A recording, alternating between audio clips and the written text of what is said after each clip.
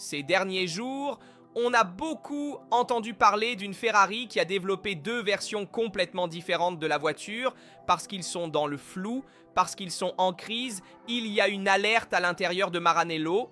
Mais quelle part de vérité y a-t-il dans ce récit?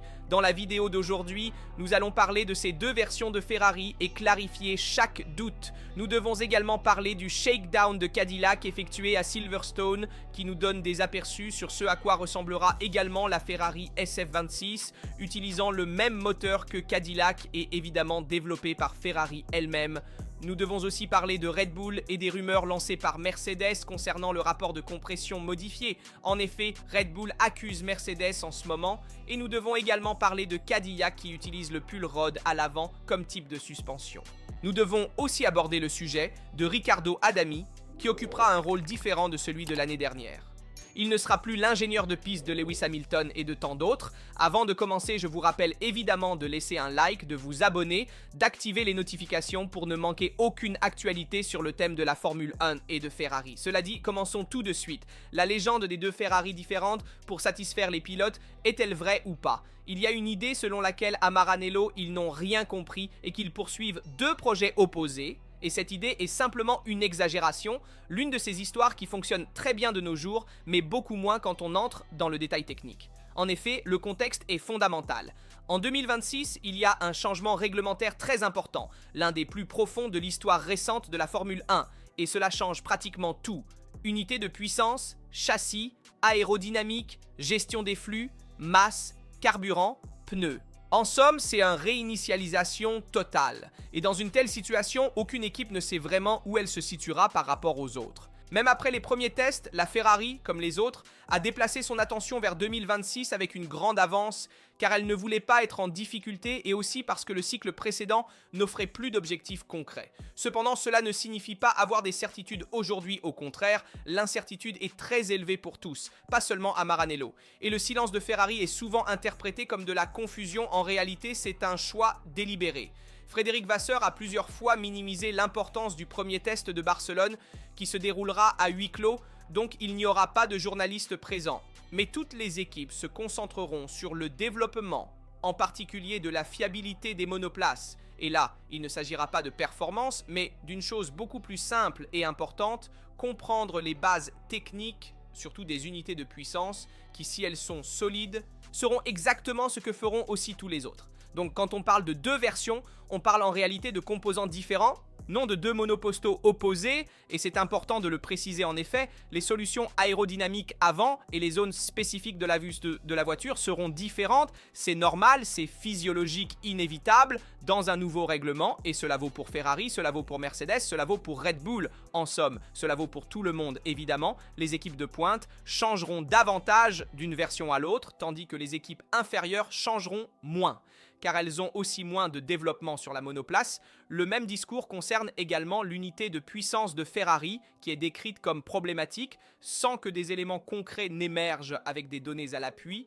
En effet, la vérité est que Ferrari montre un optimisme prudent cohérent, avec une phase où personne ne peut se permettre des proclamations, et cela ne signifie pas dire que la SF26 sera championne, personne ne le sait, Et il est important de ne pas faire de proclamation comme cela a été le cas l'année dernière, mais de décrire un scénario de crise profonde, de chaos technique ou de projet mal conçu dès le départ. C'est plus un exercice narratif qu'une analyse crédible. Et ici, on confond l'exploration technique avec la confusion poussée fort sur plusieurs fronts.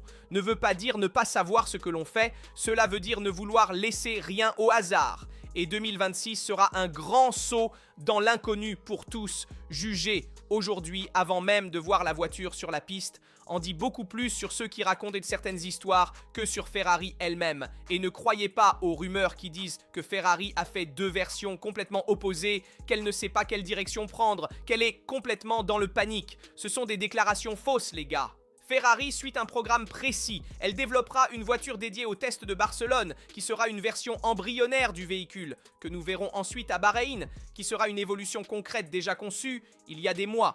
Et donc Ferrari sait quelle ligne suivre et a développé deux versions, comme le feront aussi les autres équipes. Comme c'est normal, ce sont deux versions qui sont complémentaires. L'une sera l'évolution de l'autre pour essayer ensuite de travailler sur chaque aspect individuellement, étape par étape, pas tous en même temps. D'autant plus que si tu mets une voiture déjà prête dans les tests de Barcelone, tu risques de ne pas vraiment identifier s'il y a des problèmes sur la voiture. Tu ne sais pas quelle est la cause, donc il est important de travailler d'abord sur la fiabilité, puis sur le châssis, puis sur l'aérodynamique. En somme, étape par étape, tu travailles sur la monoplace pour arriver à la version définitive que nous verrons évidemment à Melbourne en Australie lors de la première course. Mais nous devons aussi parler du démarrage de Ferrari car nous avons également entendu le bruit de l'unité de puissance Ferrari vendredi, tant dans le démarrage montré par Ferrari elle-même que, bien sûr, lors du shakedown effectué à Silverstone par Cadillac qui utilise le moteur Ferrari. Dans le département course, la nouvelle unité de puissance a été allumée pour la première fois. Avec la tête en acier suivant un calendrier déjà défini depuis longtemps, pas de surprise, pas de retard. Tout exactement comme prévu et non pas ces moments rituels qui se répètent chaque année dans le monde de la Formule 1 mais qui comptent plus qu'il n'y paraît car à partir de là, le projet cesse d'être seulement une théorie et commence à devenir réel maintenant. Toute l'attention se concentre sur une date précise, le 23 janvier quand il y aura la présentation à Fiorano de la Ferrari SF26 avec les premières images diffusées en ligne et surtout le début sur la piste, un shakedown court, juste 15 km accordé par la fédération répartie entre Charles Leclerc et Lewis Hamilton, peu de tours. Aucune recherche de performance mais un objectif clair, vérifier que tout fonctionne comme prévu. Le son du moteur V6 turbo a déjà suscité des discussions à l'écoute. Cela semble une unité de puissance musicale agréable. Mais la véritable nouveauté est technique, à régime égal d'environ 10 500 tours. Le moteur à combustion interne délivrera environ 200 chevaux de moins qu'auparavant, non pas à cause des limites de Ferrari, mais en raison du règlement. À partir de 2026, la puissance entre la partie thermique et électrique sera beaucoup plus équilibrée et au Fire Hub, toutes les figures clés de l'écurie sont présentes. Après la déception de 2025, qui s'est terminée seulement à la 4e place au championnat des constructeurs, une décision précise a été prise à Marnella. La ligne du silence, pas de proclamation, pas de promesse. Cette année, ce sont les faits qui devront parler. La SF26 naît comme un projet de rupture avec le passé récent. Elle changera radicalement par rapport à l'année dernière et c'est une monoplace agressive conçue pour atteindre le poids minimum dans un règlement qui amènera les voitures à être environ 30 kg plus légères par rapport à l'ère de l'effet de sol. Avant Noël, le châssis avait déjà passé les tests de collision, celui frontal sans problème, tandis que pour le latéral, les techniciens de la FIA ont demandé de petits renforts dans certaines zones car la solution était à la limite. Une fois les modifications apportées, le châssis a été régulièrement homologué. Historiquement, Ferrari a toujours été très conservatrice sur le châssis, mais avec l'arrivée de Loaxera, l'approche a changé. Il y a plus de courage, plus d'agressivité conceptuelle, suivant une philosophie similaire à celle vue ces dernières années chez Red Bull et aussi chez Mercedes. Le message est clair, la SF26 ne naît pas pour être une simple évolution, mais pour marquer une rupture nette avec le passé. Et ce fire-up silencieux mais concret est le premier vrai pas d'une saison qui, pour Ferrari, vaut bien plus qu'un simple nouveau championnat. De plus, le fire-up de Ferrari est arrivé à ce moment très important car il nous montre comment cela fonctionne. L'unité de puissance de la rouge et aussi comment le travail avance à Maranello. Nous avons parlé la semaine dernière aussi des biocarburants, du choix de Shell d'être plus agressif par rapport à d'autres fournisseurs de carburant qui, eux, se dirigent vers des essences synthétiques. Eh bien, Shell s'orientera davantage vers les biocarburants, ce qui pourrait être une voie qui rapporte surtout à long terme. Et attention aussi au choix de Cadillac qui utilise le même moteur que Ferrari, mais a également fait des choix assez particuliers en ce qui concerne la structure du châssis. Assez particulier en ce qui concerne la structure du châssis et des suspensions. À Silverstone, l'unité de puissance Ferrari de 2026 a tourné sur la piste pour la première fois, non sur la Ferrari, mais sur la Cadillac, qui fera ses débuts en Formule 1 cette année en utilisant justement le moteur construit à Maranello et les premiers retours ont été clairement encourageants. Nous parlons de kilomètres réels, pas de simulation. Le propulseur italien a complété le premier test de la saison sans problème majeur et les techniciens de l'équipe américaine ont donné un retour très positif sur le comportement du moteur. Pour Cadillac, qui entrera en Formule 1 en tant qu'équipe rookie, cette collaboration est essentielle non seulement pour le moteur en lui-même, mais pour tout le paquet d'expérience que Ferrari est en train de transférer. Au cours des derniers mois de 2025 à Fiorano, plusieurs techniciens américains ont travaillé côte à côte avec ceux. Dit Maranello, un passage clé pour acquérir méthode, procédure et mentalité. Et c'est ici que Guan Yu Zhou entre également en jeu. Zhou ne courra pas, mais il sera une figure centrale dans le développement. En effet, il connaît déjà les processus Ferrari et travaillera en étroite collaboration avec Bottas et Perez au simulateur, aidant l'équipe à lire et à corréler les données dans un règlement complètement nouveau, un véritable accélérateur de croissance. Le test de Silverstone a également servi à confirmer certains choix techniques de Cadillac, même inhabituels. En effet, la plus évidente concerne la suspension avant, qui sera pull rod, une solution déjà vue par le passé, choisie pour des raisons aérodynamiques, surtout liées à la gestion des flux, sous la monoplace avec les célèbres canaux Venturi qui existaient à l'époque de l'effet de sol. Cependant, pour cette année, il semblait que la direction de l'équipe penchait davantage pour un choix de suspension push rod plutôt que pull rod. Il n'est pas dit que cette décision du pull rod est la bonne route pour tous. Avec le nouveau règlement, de nombreuses certitudes du passé s'effondrent. Le pull rod avant avait bien fonctionné à l'ère précédente, mais comprendre s'il conservera les mêmes avantages prendra du temps, des simulations et surtout des heures passées sur la piste. Cadillac, n'ayant pas d'expérience directe en Formule 1, a décidé de s'appuyer beaucoup sur les simulations au CFD et les modèles théoriques, identifiant cette solution comme la plus cohérente avec le projet, compte tenu des données disponibles. Mais le point clé reste le moteur Ferrari. En effet, le test s'est déroulé dans les classiques 200 km accordés par la FIA pour le Filming Day, et c'est ici qu'arrive un démenti important. Il n'y a aucun retard sur l'unité de puissance Ferrari, malgré le fait que certaines rumeurs aient commencé à circuler dans les semaines précédentes. Le récent Fire Up a déjà clarifié que tout se déroule comme prévu et à Silverstone, nous avons également vu une Cadillac qui a confirmé les attentes. Aucun problème n'est apparu ni du côté thermique ni du côté hybride et le petit retard initial dans le démarrage de la voiture n'était pas lié au moteur mais à un système d'allumage mal réglé. Détail non négligeable car à ce stade, le moindre contretemps est immédiatement transformé en alarme. Il est clair qu'un Filming Day ne certifie pas les performances d'un moteur, ne dit pas combien il sera compétitif ni où se situera Ferrari par rapport aux autres, mais il indique une chose fondamentale, l'unité de puissance fonctionne, répond comme prévu et ne présente pas de problèmes évidents dans la phase initiale. C'est un projet complètement nouveau, avec un règlement complètement nouveau, c'est exactement le signal que vous voulez voir. Maintenant, le véritable banc d'essai sera Barcelone, là le test sera plus long, plus complexe et plus révélateur, ce ne seront pas les quelques kilomètres parcourus à Silverstone qui donneront la vérité sur l'unité de puissance Ferrari. Il faut attendre un test plus stressant comme celui de Barcelone. Les données de Silverstone vont toutes dans la même direction, et à Maranello, il y a de l'optimisme sur le travail accompli, mais il n'y a pas de promesses. Pas de proclamation, seulement des retours techniques. Et c'est probablement la meilleure façon de commencer 2026. Et on a l'impression de revenir à 2022 car certains choix sont liés à ceux du début du cycle précédent. Par exemple, nous voyons la partie des flancs dans la partie supérieure qui sont très grandes, très volumineuses. Symptômes qu'ils commenceront de cette manière, je parle évidemment de Cadillac mais aussi de l'Audi que nous avons vu sur la piste à Barcelone. Les deux seules voitures que nous avons vues lors du Shakedown Cadillac à Silverstone et Audi à Barcelone. Eh bien, nous avons vu la zone des flancs très volumineuse. Aussi parce qu'il n'y a pas de bergeboards devant les côtés, qui sont des éléments aérodynamiques que nous avions vus dans le cycle précédent de l'ère effet de sol.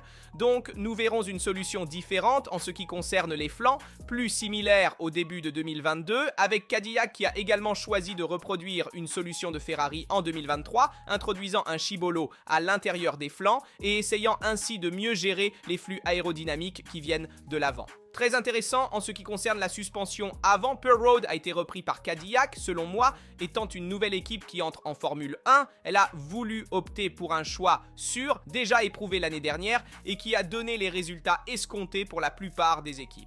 Et donc attention car ce choix sert également à mieux orienter les flux aérodynamiques et à mieux gérer les turbulences qui viennent de l'avant vers l'arrière. C'est pourquoi nous voyons aussi des flancs si volumineux pour accompagner les flux vers l'arrière. Et comme dit précédemment, le choix du Pure Road à l'avant n'est pas une décision aléatoire. Dans un règlement complètement nouveau où personne n'a de référence solide, Cadillac a misé sur une philosophie qui privilégie l'aérodynamique par rapport à la pure simplicité mécanique. En regardant la géométrie de la suspension avant, on remarque tout de suite un anti-plongée très marqué. Le triangle supérieur est fortement incliné. Un choix qui a un objectif précis, stabiliser la plateforme aérodynamique au freinage et dans les phases de transition. En d'autres termes, maintenir la voiture aussi immobile que possible d'un point de vue aérodynamique afin de garantir une charge plus constante sur un large éventail de conditions. C'est vrai, une partie de cet effet est atténuée par l'angle opposé du triangle inférieur, mais le message reste clair. Ici, l'aérodynamique guide la mécanique et non l'inverse. À l'arrière, Cadillac va dans la direction opposée et choisit le push road, et c'est un choix désormais partagé par pratiquement toutes les équipes. La raison est simple, cela permet de libérer de l'espace. Avec le schéma de compression, les ressorts et les amortisseurs peuvent être placés plus haut, permettant d'effiler la partie inférieure de la carrosserie et de minimiser le blocage aérodynamique dans la zone la plus sensible de la voiture, celle près du diffuseur. Un détail intéressant concerne la boîte de vitesse. Cadillac a acheté à Ferrari les composants internes, mais a conçu de manière autonome le boîtier. Un choix stratégique qui permet une plus grande liberté dans la définition des points d'attache de la suspension arrière et dans l'architecture globale de l'arrière du véhicule. En passant à l'aérodynamique, l'aile avant est cohérente avec ce qui a été vu dans les rendus des semaines précédentes. L'emplanture avec son plan de plongée très étendu sera l'un des points clés du règlement 2026 pour essayer d'accentuer l'effet outwash tout en respectant le règlement. Il est facile de prévoir qu'il deviendra l'un des règlements les plus développés au cours de la saison. Et ici, nous avons clairement une spécification de lancement non définitive, non raffinée mais fonctionnelle. Le même discours s'applique également à la zone centrale de la voiture. Et nous savons que les berge boards ne sont plus là et ce n'est pas un élément aérodynamique qui est important pour ce règlement car ils ont été interdits par le règlement lui-même. Cependant, Cadillac travaille sur une version de base en reportant des solutions plus avancées à une phase ultérieure. Les flancs confirment un concept que nous connaissons bien, un undercut prononcé. Et une solution similaire à celle que nous avons également vue avec Audi à Barcelone. Évidemment, en 2026, la zone des ventres sera cruciale pour la génération de l'outwash et pour la gestion des turbulences provenant des roues avant. Cela sera un autre facteur qui influencera les performances et les turbulences présentes sur la voiture. Et puis, nous voyons aussi évidemment la Power Unit Ferrari. Le moteur a répondu comme prévu sans critiques évidentes, confirmant les bonnes sensations déjà émergées dans les jours précédents. Évidemment, il est trop tôt pour tirer des conclusions et nous ferons un bilan global à Barcelone. Cependant, c'est le premier examen de la première voiture que nous avons vue sur la piste, en plus de l'Audi à Barcelone. Mais c'est la première voiture avec le moteur Ferrari. Dernière deux nouvelles, nous devons parler évidemment de Riccardo Adami qui ne sera plus l'ingénieur de piste de Lewis Hamilton. Et c'est une décision fortement souhaitée par le septuple champion du monde. Vu de la saison dernière et aussi de CD dans les équipes radio entre Hamilton et Riccardo Adami, qu'ils ne se sont pas bien entendus comme nous l'espérions dans la relation entre l'ingénieur de piste et le pilote. Et nous verrons aussi qui sera le futur ingénieur de piste de Lewis Hamilton. Et nous devons aussi parler de Ben Hodgkinson, qui a parlé des rumeurs lancées par Mercedes sur le moteur de Red Bull. Et donc, il y a déjà les premiers différends entre Red Bull et Mercedes concernant l'unité de puissance. Riccardo Adami ne sera plus l'ingénieur de piste de Lewis Hamilton. Après une seule saison ensemble, Adami quitte le mur des stands pour assumer un nouveau poste. Il rejoindra la Ferrari Driver Academy et s'occupera des programmes TPC. Tests de voitures précédentes, les tests avec la monoplace des années précédentes. Un mouvement qui a surpris beaucoup de monde mais qui, à bien y réfléchir, n'est pas si inexplicable.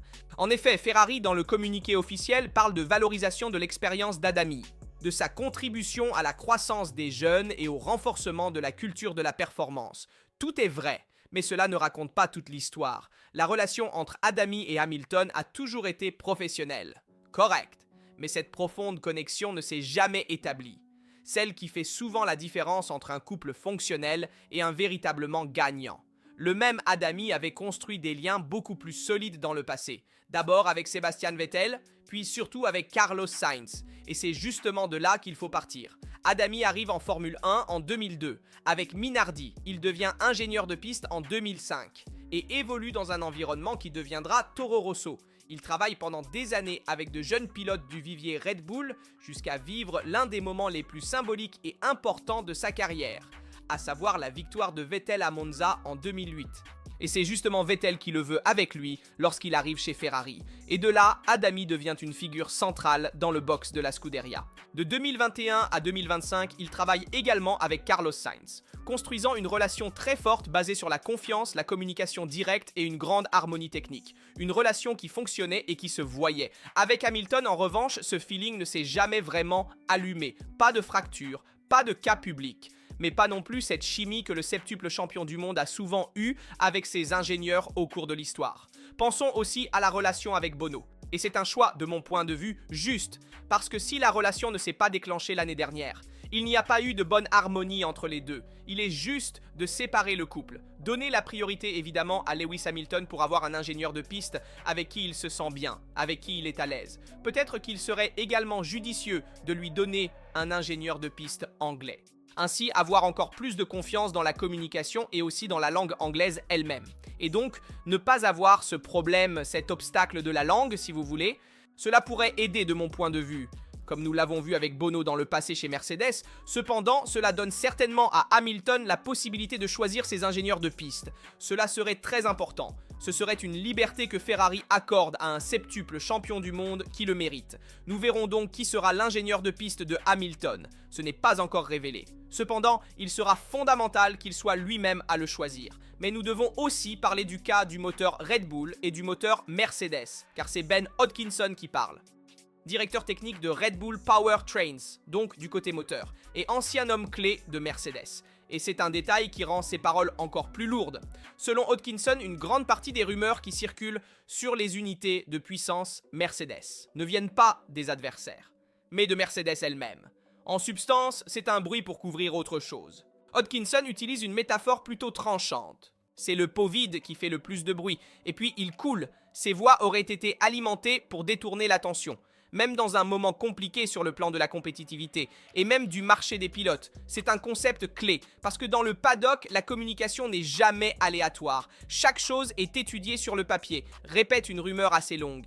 Et cette rumeur cesse de sembler une hypothèse, elle devient presque un fait, et c'est ici que le véritable enjeu entre en jeu. Le positionnement politique. Il ne s'agit pas seulement de ce que tu fais en usine, mais de ce que tu fais croire aux autres. Et selon Red Bull, chez Mercedes, il joue justement cette carte. Cependant, Hodgkinson conclut avec une ligne très claire. Pas de bataille verbale, pas d'escalade. Concentrons-nous sur le travail. Laissons les résultats parler. Traduit, Red Bull ne veut pas traîner en longueur jusqu'en 2026. Une guerre de communiqué et de soupçons. Mais le message est passé fort et clair. Le cas de l'unité de puissance n'est plus seulement une question technique, c'est devenu un affrontement de récits. Et quand cela se produit, cela signifie que quelqu'un ressent le besoin de défendre quelque chose, avant même que la piste ne parle. Et ces déclarations de Ben Hodgkinson sont très intéressantes, parce qu'elles proviennent d'un homme qui a travaillé chez Mercedes dans le passé. Et maintenant, il est directeur des unités de puissance de Red Bull. Donc il connaît l'environnement Mercedes, il sait quelles sont leurs stratégies de communication. Nous avons déjà vu dans le passé d'autres proclamations faites par Mercedes pour couvrir leurs propres manquements, qui ne sont pas arrivés ces dernières années. Nous avons vu une Mercedes en difficulté sur les performances, donc nous verrons si nous retrouverons une Mercedes favorite ou non en 2026. Faites-moi savoir dans les commentaires votre opinion sur tous les sujets que nous avons abordés dans la vidéo. De l'unité de puissance Ferrari, du shakedown de Cadillac à Silverstone, des deux versions ratées de la même Ferrari. Évidemment, nous devons aussi parler de Riccardo Adami et du choix de ne plus avoir Lewis Hamilton, de ne plus avoir Riccardo Adami comme ingénieur de piste, et aussi des mots de Ben Hawkins. Ils sont curieux, lisez et répondez à tous vos commentaires. Comme toujours, je vous rappelle de laisser un like, de vous abonner, d'activer les notifications, pour ne manquer aucune vidéo sur le thème de la Formule 1 et sur le thème de Ferrari. Ici, c'est tout. On se retrouve dans une prochaine vidéo. Évidemment, nous devons aussi parler de Riccardo Adami et du choix de ne plus avoir Lewis Hamilton, de ne plus avoir Riccardo Adami comme ingénieur de piste, et aussi des mots de Ben Hawkins, ils sont curieux. Lisez et répondez à tous vos commentaires. Comme toujours, je vous rappelle de laisser un like, de vous abonner, d'activer les notifications pour ne manquer aucune vidéo sur le thème de la Formule 1 et sur le thème de Ferrari. Ici, c'est tout. On se retrouve dans une prochaine vidéo.